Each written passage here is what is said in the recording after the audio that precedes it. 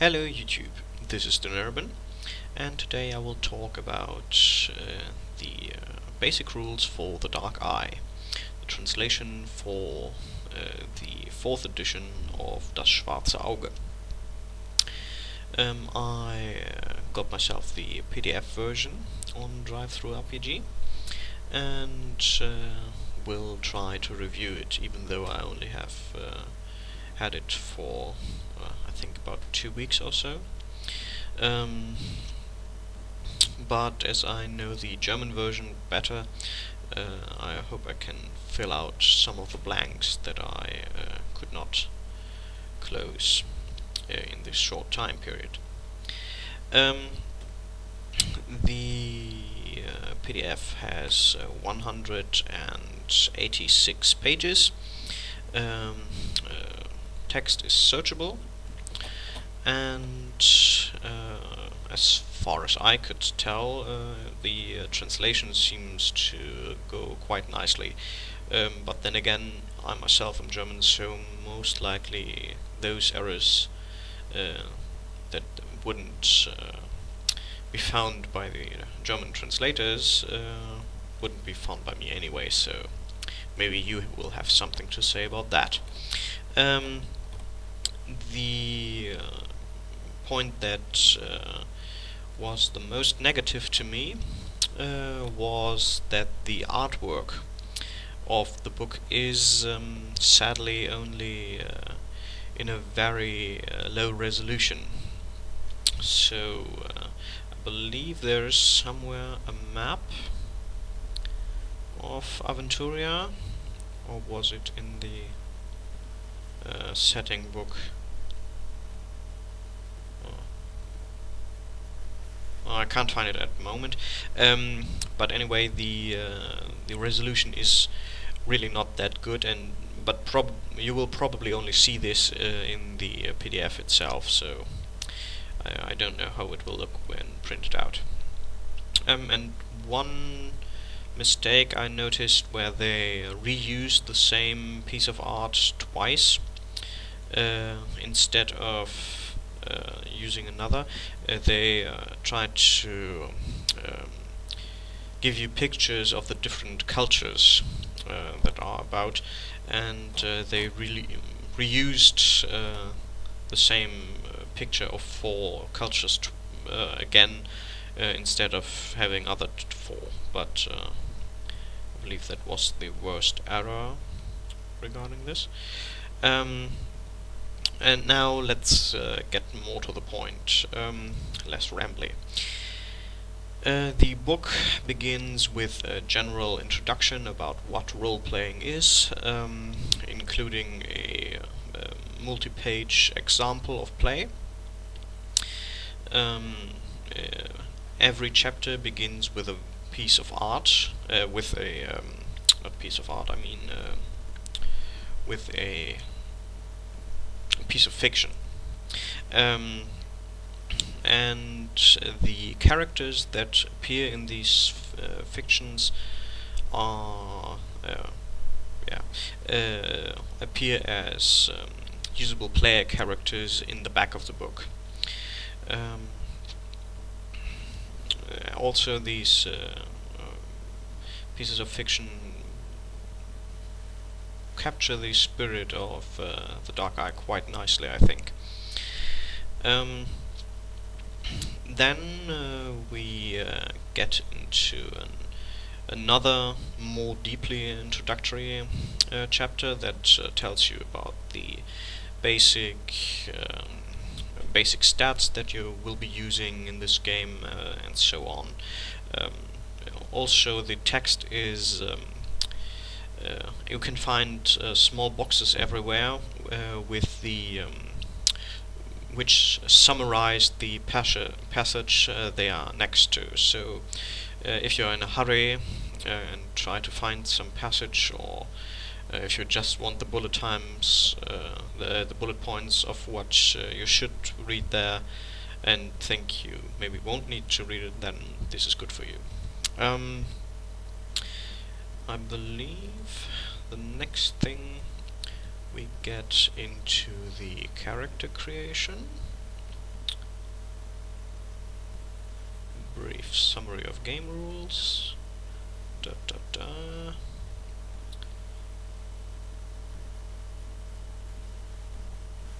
Ah yeah, and then we get into character creation. Character creation works or has different steps. First you choose your race and your culture. You have 3 different races of humans. There's the Middle Realmian, which are the most recent settlers on the continent of Aventuria. Then we have the Thorwalians, who arrived slightly before the Middle Realmians and are modeled after Vikings. And then we have the Tulamids, who are the most prominent native humans living on this continent. The Middle Realmians have 3 different cultures. The Goresians, which is the main culture of the Middle Realm, or the Rauch Empire, as it also is called, or Gorethian Empire, or I think there is also a way more fancy name, but I can't remember. Maybe in the setting book I will use it. Then we have the Horasians, who are, which is a I should mention the Goresians are somewhere in the late Middle Ages of Europe. You can find them, where the different parts of the empire have different are in different periods, so to speak. Then the Horasians, they are more advanced. They are maybe late Renaissance or early Baroque, France, Italy, something like that. Then you have the Foundlandians, who are more Eastern Europe, European, maybe Tsarish Russia, yeah, maybe something like that.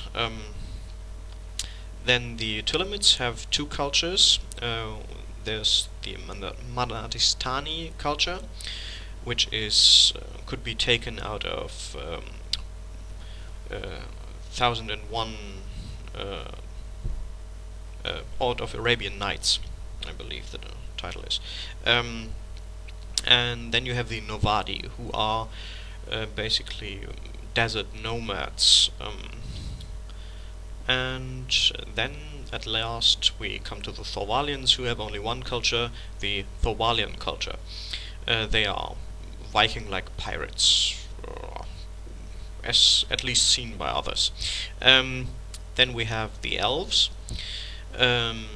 as a race, and then there's 1 culture given for these, which are the Lee elves, who are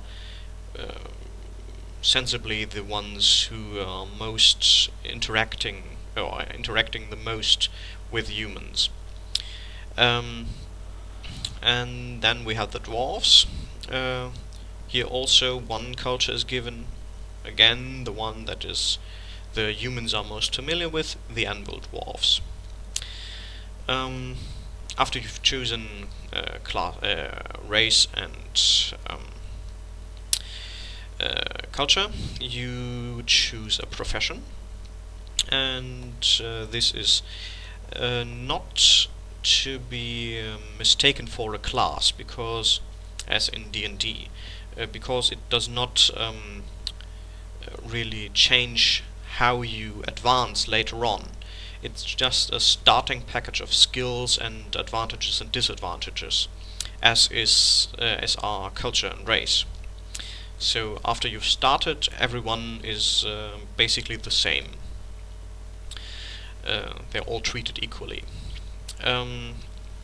You have basically 4 categories. They are not organized like that, but you basically have 4 categories. You have the combat-orientated characters, you have the nature-orientated characters, you have the more shady characters like thieves and circus people and so on, and then you have the more law centered characters like mages or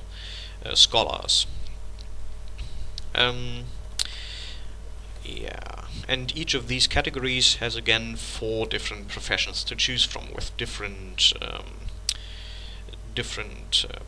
primary interest points.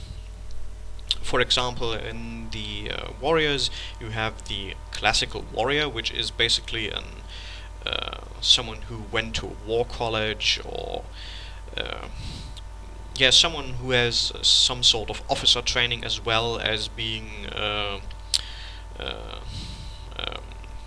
single fighter. Then you have the pirate, which is obviously the sea warrior, also a bit shady.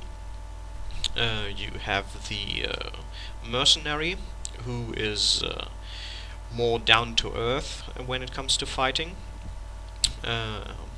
And then, what was the 4th? I have to look in my notes, because I can't find it quickly. I'm not right. You have 3 different professions instead of the 4 that I said. So, and then there are 2 professions that are unique to elves: the legend singer and the ranger. It is recommended that if you play an elf, he should be out of one of these 2 categories, but if you play a non-ethnic elf, speaking of, one who lived among humans, then it's probably doable to just give him one of the other classes.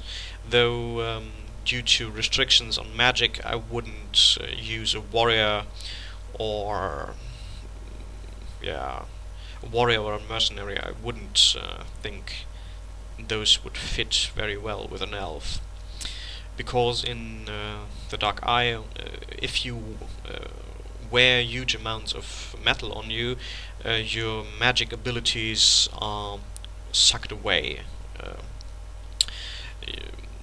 because metal is really unmagic in this system, which I believe is not that uncommon in role-playing systems. Okay, something was on my tongue and I've forgotten it. Yeah, moving on. Anyway, once you have decided what you want to play, you have certain prerequisites you have to meet concerning your attributes, and now you get get a number of points to buy attribute points, which is resembling GURPS in a way. Then you get a pool based on your attributes, from which you can buy skills, and if you are able to use magic, then you can buy spells from them. And now I remember what I wanted to say. All elves in the Dark Eye are able to cast magic. This is one of the racial parts.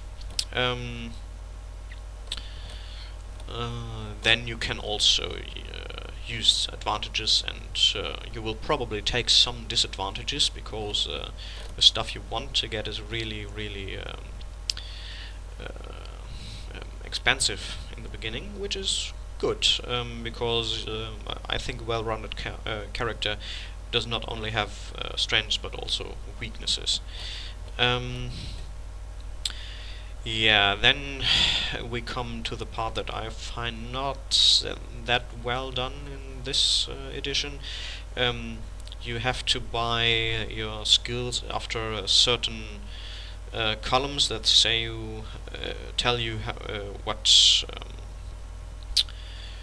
amount of points you have to spend for a certain increase from one skill level to another, and each skill level is then in a different column, and they are not given by a formula, but you really have to look at the table. It really feels like I'm taken 20 years back, and yeah, don't like tables. But yeah,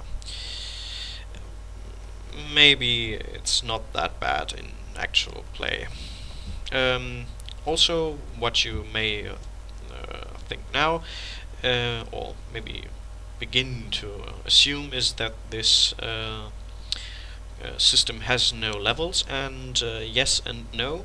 It does not have levels as anything important, but they are still calculated, and I think some stats are derived from it.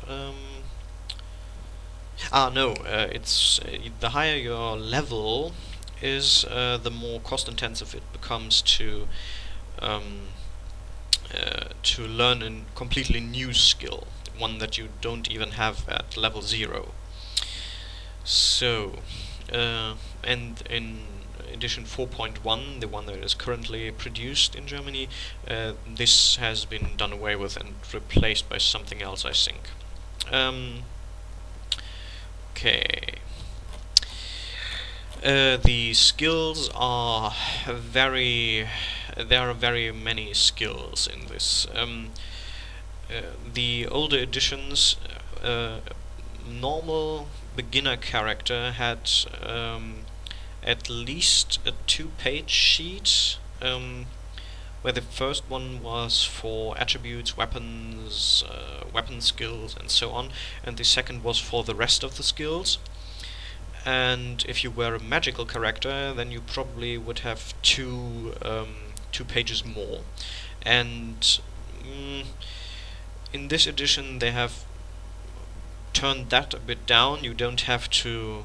in the old edition you had a value for each skill that existed for each character, even if it was -10, meaning that you would have to spend years and years trying to reach some kind of level where you could actually practice the skill. You had the value and you had to write it down. Now you simply don't have the skill activated, and that's done for. You have a certain penalty on using this if you ever need to, and it's good. That was a very good improvement.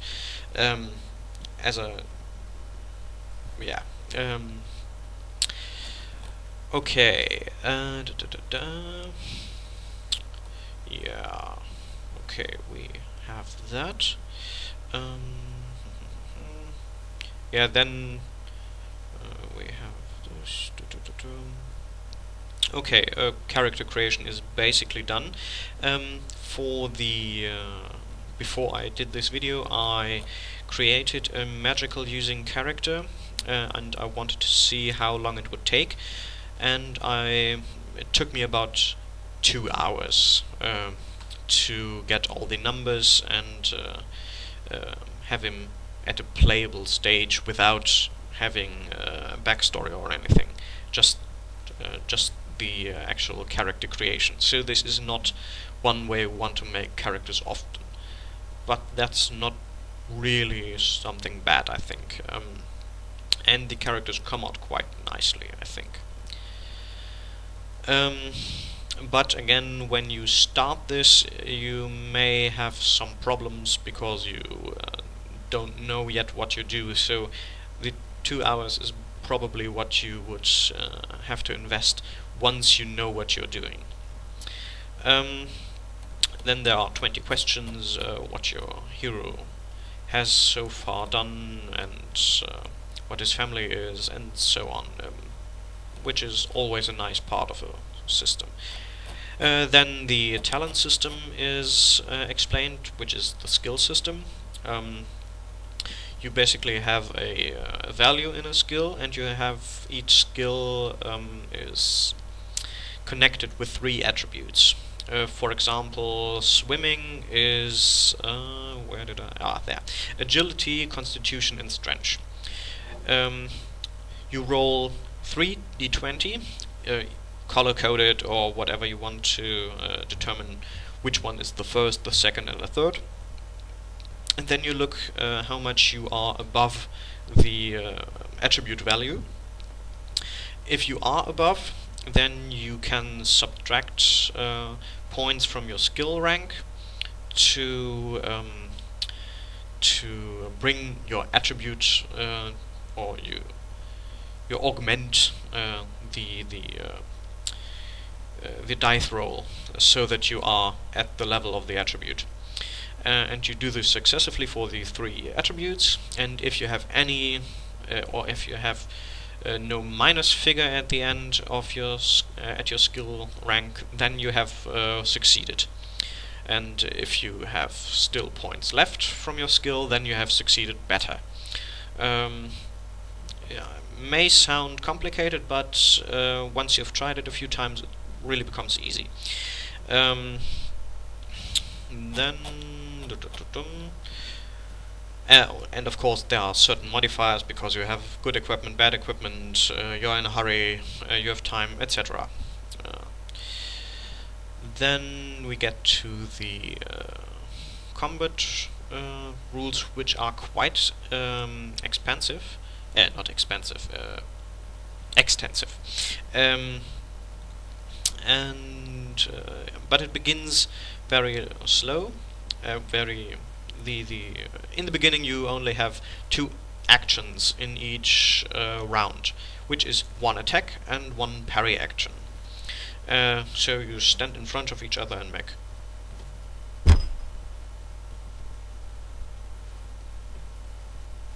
and so it goes on. The only thing more difficult than that is, I think, calculating the initiative. But then there are quite a number of optional rules that you can implement as you become more experienced in the system, which are quite nice, I think.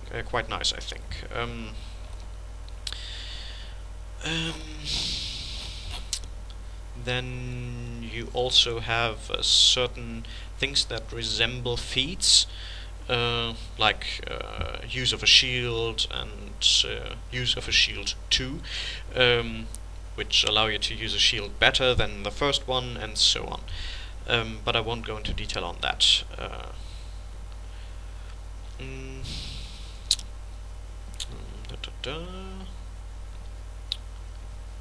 That.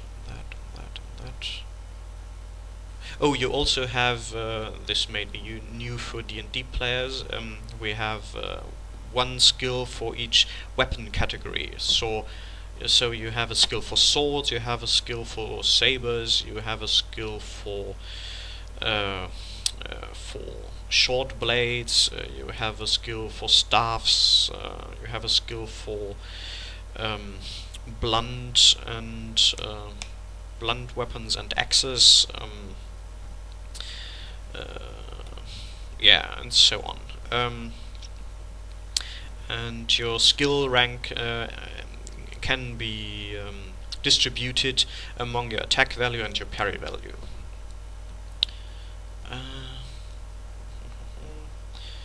Yeah, I won't go into any more detail on the combat rules, because it really takes time to get that right. After we have done this, we come to the magic magic chapter. Magic is usually done via spells in this system, which are learned much like a skill.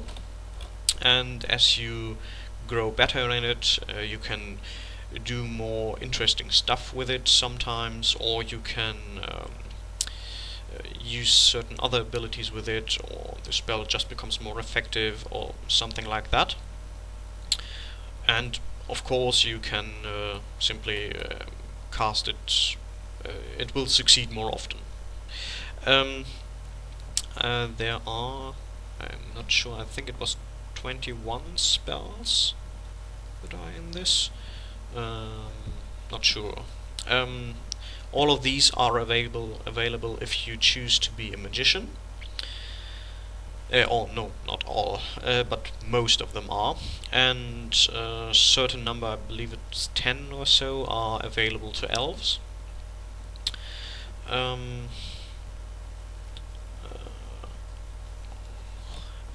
And they are, well, they are very basic spells. The complete system has, I believe it's over 200.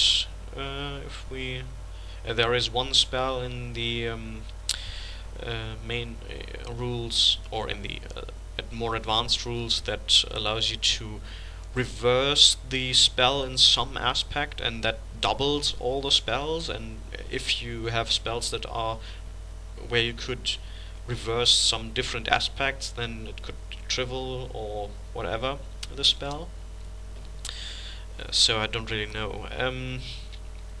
But for beginners, I think these spells are quite nicely. What you won't find is anything that is too dark, so you won't find spells to resurrect the or let the undead rise or something like that.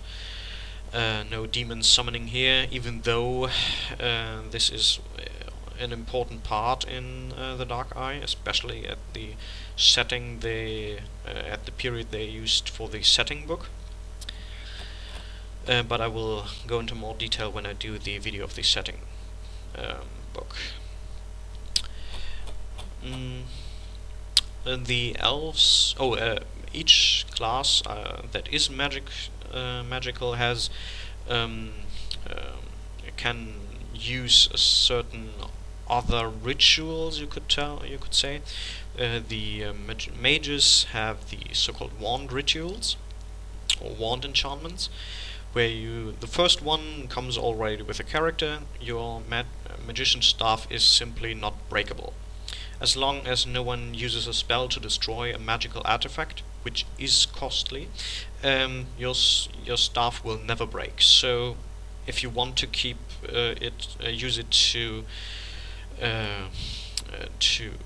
steady a piece of a wall or something, that could work.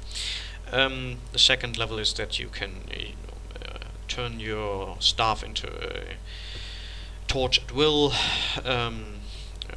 The third is turning it into a rope, and these are all that are in the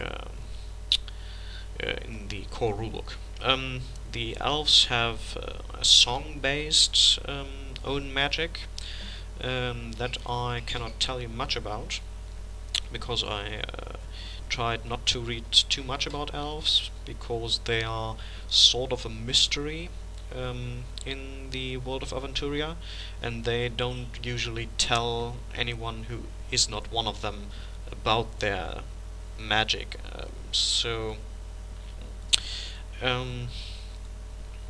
Then we have a short chapter about Aventuria.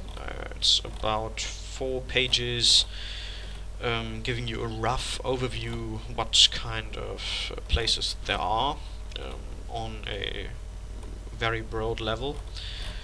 And then we get short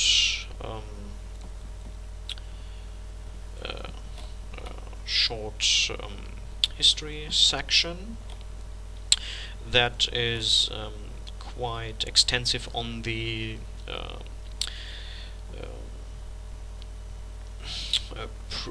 recent history that they set the core rulebook in, which is shortly after a war with the orcs.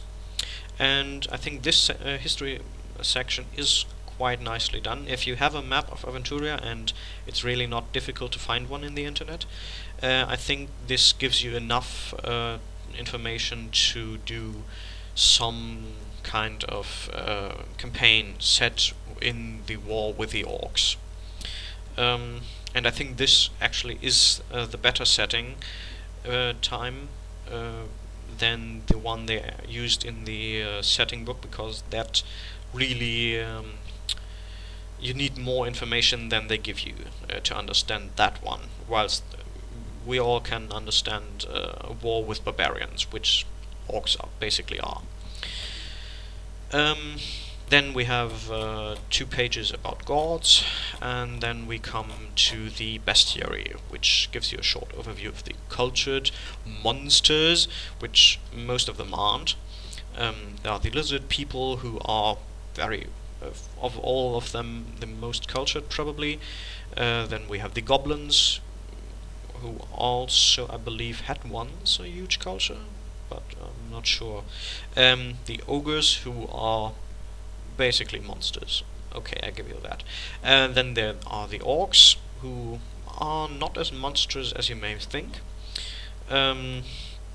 which doesn't say much. And then we come to more animalistic monsters. And then we finally reach magical monsters. All of them are somewhat categorized by where you find them.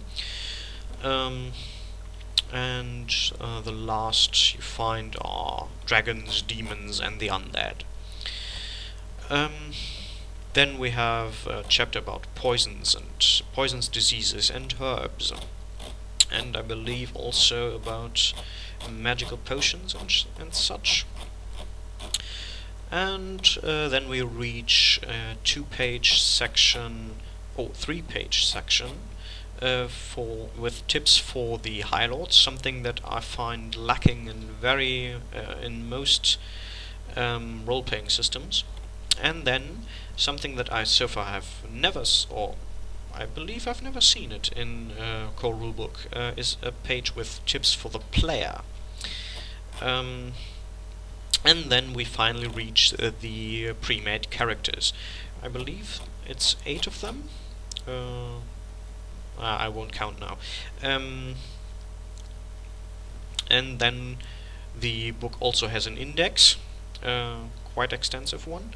And there is the map of Aventuria, which is